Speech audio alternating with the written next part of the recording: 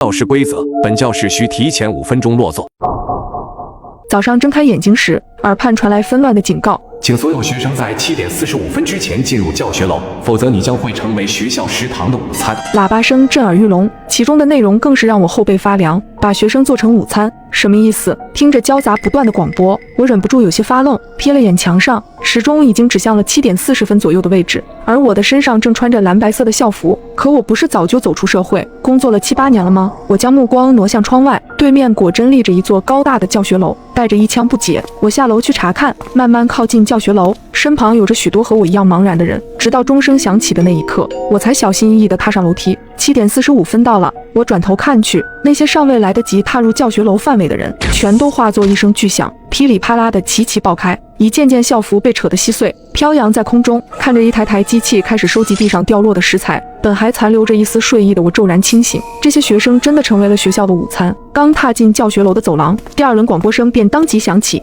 请所有学生在8点整前自由选定教室，坐下开始听课。一旦进入上课时间，尚未进入任何一间教室者，将会成为学校食堂的午餐。上课铃声响起之前30秒，老师们会在黑板上写下各自教室的规则，请严格按照规则执行，否则同样会成为学校食堂的午餐。听着周边无数个喇叭不断重复着这3句警告，我感觉头皮略有些发麻。虽然仍处于很懵的状态，但鉴于之前教学楼外血腥一幕的恐吓，我还是决定赶忙照做，直接就近找了间教室坐下，静静等待上课铃声的到来。教室里有30套整齐的桌椅和一位沉默不语的老师，直到倒计时1分钟的预备铃响起之后，才有大批观望者纷纷涌进教室，很快把位子填满。眼看墙上时钟仅剩30秒时，老师终于起身，面无表情地拿起一支白色粉笔，开始在墙上书写规则。老师的动作很慢，一笔一画极为考究，简直像是印刷体，似乎是掐准了时间。直到上课铃正式响起的那一刻，他才刚好写完最后一话。教室规则：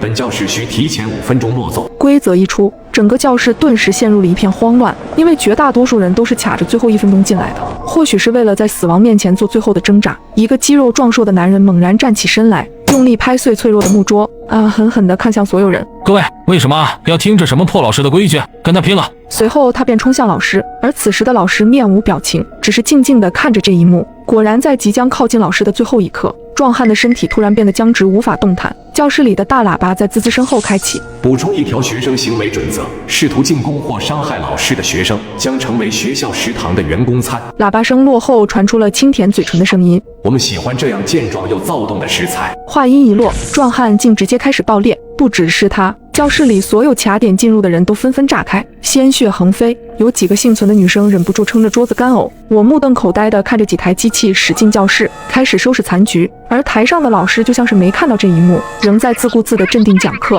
这40分钟里，教室里的空气无限接近于窒息。下课铃声终于响起，老师非常及时地停止了讲课。我既感到害怕，又忍不住松了口气。根据我的观察，貌似只要遵从了黑板上的规定，就不会有什么大碍，哪怕全程没有听进去老师讲课的内容，也没出现任何问题。正当我松了口气走出教室的时候，教学楼里又传出了新的广播：恭喜各位还活着，可以继续听课。本校学生共有3000名，在第1堂课结束后还剩800名。可以预见，今天食堂的午餐将会非常丰盛。听到这里，我的心咯噔一跳，不知道别的教室都是些什么规则，但这个死亡率实在是有些吓人了。课间将有20分钟休息时间，请各位不要浪费，可以在操场、食堂等地方好好放松心情，迎接下一堂课。本教学楼共有9层，除开第5层是食堂和娱乐间以外，其余8层均为教室，请不要在相同的楼层参加2堂课，否则将会成为学校食堂的午餐。听完这话，我立马开始动身，前往第2层，在靠近楼梯的第1间教室直接进入坐下，默默等待上课铃声的到来。有了上一堂课的教训，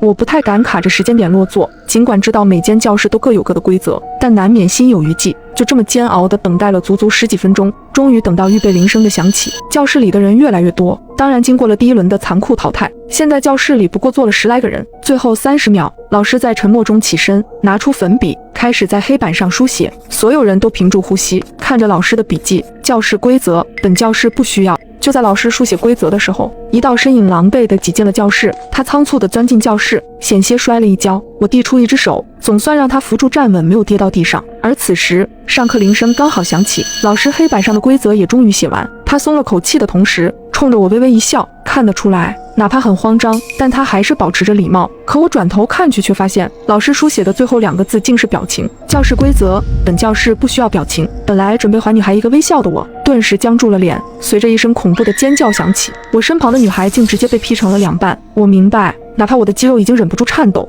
我的脸上也不能有任何变化。40分钟后，直到这道熟悉的声音伴随着下课铃声响起，我总算长长的吐了一口气。恭喜各位还活着，可以继续听课。在第2堂课结束后，本校还剩220名学生。惊魂未定之下，我扫了一眼整间教室，本来坐着的10几个人，现在仅剩下2、3道身影。想要憋住40分钟不动声色，对于人的耐力和体力算是相当大的考验。规则依旧，课间将有20分钟休息时间，请各位不要浪费，可以在操场、食堂等地方好好放松心情，迎接下一堂课。第3堂课将在10点整准时开始，请不要在相同的楼层参加2堂课。紧绷了40分钟的我已经疲劳无比，只能昏昏沉沉地爬上3楼，随便找了间教室坐下。直到预备铃声响起，我才猛然惊醒。教室里竟然聚集了近20道人影，而窗外的大部分教室都空空荡荡，仅仅零星坐着1、2个人。在淘汰率如此惊人的情况下，这间教室几乎承包了3楼1半以上的学生。时间到了，讲台上的老师准时起身，飞快地书写本间教室的规则。教室规则：本教室在讲课期间需全程进行击鼓传花游戏。开始上课后，老师会递给最靠近讲台的同学一把刀，可往随意方向继续传递。老师低头读讲课时，请同学们保持传递，禁止停滞3秒以上。当老师声音终止，抬头之时，持刀之人需要在3秒内往自己身上刮一刀，否则淘汰。第一个接过小刀的同学根本没有熬到3秒，而是在接手之后迅速扔到了旁边的桌上。显然他对于自刮一刀这件事情显得极为抗拒和恐惧，因为力道过大，小刀甚至在桌上轻轻旋转，险些划破第2位同学的手背。好在第2位同学胆量大了不少，眼疾手快地抓住刀柄，总算是赶在3秒之前递出了刀。第3位同学显然镇定许多，接刀之后数出2个数字，从容地把小刀递给了第4位同学，这无疑是给所有人打了个样。随后的几人都学着他的法子，尽量数满至少2个数，再递出小刀。本来慌乱的教室竟变得相当有序，而我处在第6棒上，本来也准备学着他的模样，冷静地默数2秒。可让我没想到的事情突然发生了，就在我接过小刀的那一瞬间，讲台上口沫横飞的老师突然抬起了头，他的瞳子紧盯着我的方向，喧闹声戛然而止。我愣住了，我没有想到第一个面临老师抬头的人竟然是我，无所适从的慌乱顿时涌上心头，我的手忍不住一哆嗦，竟让小刀掉到了桌上。3秒时间转瞬即逝，我的心提到了嗓子眼。可在我即将绝望之际，一抹荧光竟骤然从我眼前划过，我身旁坐了一位短发女孩，居然抢在我之前，拿起小刀在我的手臂上划了一道。这刀刃远比想象中锋利，带出了一大滩血液，痛感相当明显，差点让我叫出声来。老师见状，始终保持着同样冷漠的表情，埋头继续读起了讲义。女孩当即轻声喊道：“愣着干嘛？快传出来！”我赶忙将刀递了过去，眼看刀慢慢传走，女孩用低沉的嗓音同我说道：“看来我赌对了，不一定要自己亲手刮出这一刀，只要是受罚者出了血就行。”对于她的冷静，我不免有些佩服，不自觉地接过了话茬：“感谢你的援手，我叫酱汁。”我叫青青。她轻轻点头：“你可不可以告诉我，你前2堂课分别去了哪些楼层？1层和2层。”我回道：“你呢？”我先是一路观察，去了4层，随后去了2层，最后来的3层。他深吸一口气，看着黑板上的文字：“我有个想法，想要找人一起实验，不知道你有没有兴趣一试？”面对这样一个十分冷静，我很难拒绝他的提议。请教，规则中有要求，不允许在同一个楼层上2堂课。按照我的推理，很有可能每间教室的规则是一直保持不变的。为了避免我们一直用同一套规则过关，所以才要求我们必须更换楼层。我沉吟片刻，有道理。他的嘴角扬起一丝微笑。所以我们可以交换信息，分别告知对方4楼和1楼的教室规则是什么，稳妥地减去一关的风险，如何？没问题。1楼最靠近楼梯的那间教室，规则是所有人必须提前5分钟落座。竟然还有这种规则，多谢你的情报。若是没有人提前告知，这样的教室真是让人防不胜防。他笑了笑。我第1堂课是在4楼上楼梯后，左手边第3间教室，规则是全程必须紧盯老师，禁止看向别的任何地方。随后他又有些担心地问道：这样很考验一个人的注意力，毕竟一堂课有足足40分钟时间，你没问题吧？放心吧，希望4堂课过去，我们还能再遇见。这一堂课看似凶险，却在大家的冷静默数和互相补救中安稳地度过了。我如释重负，和青青分别，踏上了前往4楼的阶梯。在左手边第3间教室，我安定地在角落里坐下。随后教室里前前后后走进来4、5道人影，广播里也无情地宣告着上一堂课的结果。在第3堂课结束后，本校还剩130名学生。相比于之前2轮远超半数的死亡率，第3轮的数字显得没那么触目惊心。一番静静等待之后，老师终于起身，在黑板上写下了规则。可当他粉笔落下之后，我不禁呆住了。他写的内容竟和青青所说的没有半点关系，根本不是什么全程紧盯老师。我相信青青不太可能用这种欺骗的手段加害我，所以说我们的猜测错了。哪怕同一间教室，每一堂课的规则也不尽相同，而这堂课的规则和上堂课类似，同样是一种游戏。教室规则：本教室在讲课期间需全程进行盲人摸象游戏。开始上课后，老师将会蒙住双眼，同学们有5分钟的时间在教室里藏匿。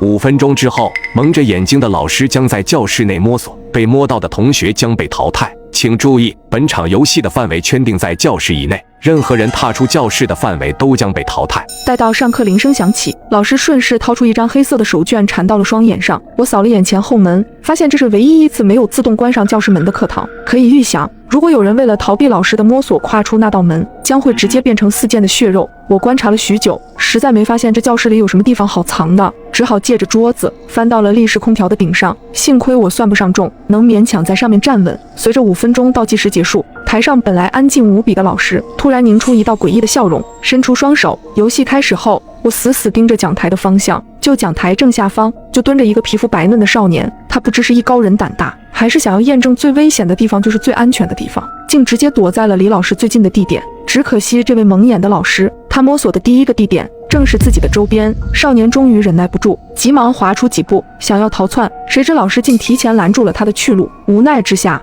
他连躲几米退到了门口，情急之中，他不小心退到了门外。随着一声尖锐的警报声响起，他直接原地炸开。最靠近他的一位女人看到这一幕，忍不住惊恐地喊了一句，虽然只是极小的声音，但仍然被老师敏锐地捕捉到。老师的身手十分矫健，明明蒙着双眼，却能以极快的速度在课桌间穿梭，一把拎出了藏在课桌底下的女人。老师的笑阴森至极，嘴角几乎咧满了整张脸。找到你了。饮水机后，椅子下方，不到10分钟的时间，躲藏起来的同学们被陆续找到。游戏才刚起了个头，1/3的进度都还没熬过，已经淘汰了大半，只剩下蹲在空调上的我和一个攀附在窗沿上的长发少女。以她的矫健的身手和敏锐的感知，配合这样地毯式无死角的搜索，我很难相信我们剩下2人可以顺利完成整整40分钟的考验。这分明是个死局。眼看老师离那个长发少女越来越近，我的心里也十分焦急。等她死了，很快就轮到我了。除非我能像蜘蛛侠一样爬到天花板上，否则教室里已经没剩几个空间了。我忍不住盯着黑板上的规则，不停在心里默念。突然其中一句话引起了我的注意，脑子里顿时冒出一个猜测。看着紧张的马尾少女，我赶忙把食指竖到嘴唇上，示意她不要发出动静。与此同时，我轻轻地脱下校服外套，在老师即将摸到少女身边的时候，我猛然一甩。老师的听觉相当敏锐，当即听出了这番动静的位置，飞快地穿梭在桌椅间，猛然扑向校服。感知到那仅仅是一件衣服之后，他愤怒地将其扯成了几条。可蒙着眼睛的他并没有注意到，他的脚尖已经探出了门框。随着刺耳的警报声响起，老师化作了一团血沫，教室彻底安静了下来。距离下课还有20分钟，游戏提前结束了。少女充满好奇地对我说道：谢谢你在关键时刻救了我，你是怎么想到这个办法的？你注意看，规则里说的是任何人踏出教室的范围都会淘汰，可没有说不包括老师在内。少女恍然大悟，真是多亏有你，我叫小美。恭喜各位还活着，度过了上午的学习时光。在第4堂课结束后，本校还剩60名学生。下课铃声响起，广播里传来了熟悉的腔调，请各位同学在12点整之前准时前往教学楼5楼的食堂区域落座，直到下午13点45分再度开启。午餐期间，食堂以外的区域会进行消除行动，未进入食堂者将成为学校员工们的晚餐。我瞥了瞥身旁的小美，食堂开启了，准备上楼吧。我要去楼道等一个人，要一起吗？我们并肩而行，走到楼梯口上，终于见到了那抹熟悉的面孔，是青青。12点整，5楼食堂里，我们3人找了个角落，默默看着穿梭来往的食堂员工，他们不停朝桌子上端来碗盘。趁他们上菜的间隙，我询问青青：“我们猜错了，规则有变，你那边遇到了什么？我这边是打扑克牌。”青青瞥了瞥旁边的小美，教室里只有3人，规则就是打一场扑克，一共10轮，积分最高者活命，其余人直接爆炸。随后他耸了耸肩：“如你所见，我手气不错。”听起来似乎我们这边更加凶险。待我讲述了教室的规则和后续的发展之后，就连青青都不禁愣住了。各位，用餐时间到了。为了满足大家不同的饮食习惯，